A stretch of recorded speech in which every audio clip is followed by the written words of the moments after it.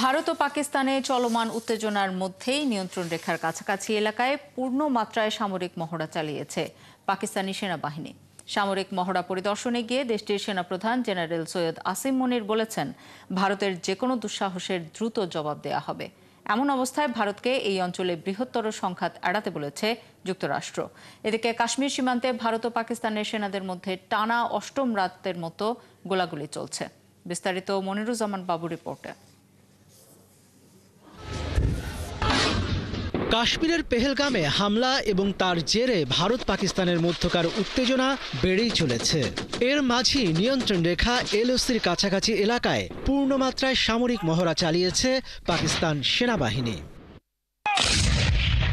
এতে আধুনিক অস্ত্র নিয়ে দেশটির বিভিন্ন ইউনিটের সেনা ও কর্মকর্তারা অংশ নেন।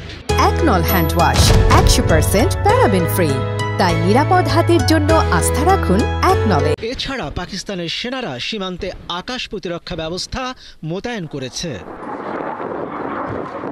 সেনাদের সামরিক মহড়া পরিদর্শনে গিয়ে ভারতকে কড়া ভাষায় হুমকি দিয়েছেন পাকিস্তানের সেনাপ্রধান জেনারেল সৈয়দ আসিম মনির।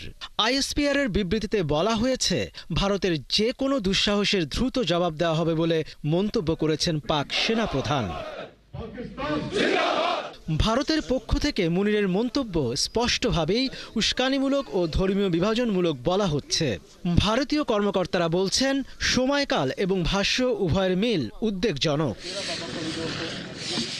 এই অবস্থায় দুই দেশের সংঘাত এড়াতে যুক্তরাষ্ট্রের প্রতিরক্ষা মন্ত্রী পিট হেগসেথ ভারতের প্রতিরক্ষা মন্ত্রী রাজনাথ সিং এর সঙ্গে কথা বলেছেন। ভারতের প্রতিরক্ষা মন্ত্রণালয় জানিয়েছে, যুক্তরাষ্ট্র সরকার ভারতের সঙ্গে সংহতি প্রকাশ করে আত্মরক্ষার অধিকারকে সমর্থন করেছে। যদিও কাশ্মীরের হামলার প্রতিক্রিয়া ভারতকে এই অঞ্চলে বৃহত্তর সংঘাত এড়াতে বলেছে যুক্তরাষ্ট্র। যুক্তরাষ্ট্র চায় না এই হামলার প্রতিক্রিয়া হিসেবে দক্ষিণ এশিয়ায় আরও বড় কোনো সংঘাত ছড়িয়ে পড়ুক। আমাদের আশা, ভারত এমনভাবে প্রতিক্রিয়া জানাবে যাতে এই ঘটনা থেকে বড় কোনো আঞ্চলিক সংঘাত তৈরি না হয়।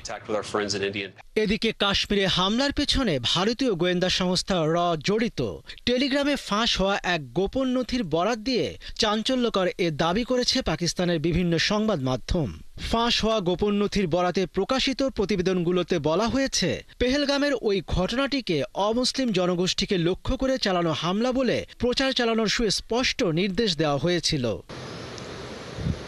পেহেলগামের বৈশরণ উপত্যকায় পর্যটকদের উপর হামলাকারী 4 সন্ত্রাসী এখনও দক্ষিণ কাশ্মীরের জঙ্গলে লুকিয়ে আছে বলে ধারণা করছে ভারতীয় জাতীয় তদন্তকারী সংস্থা এনআইএ।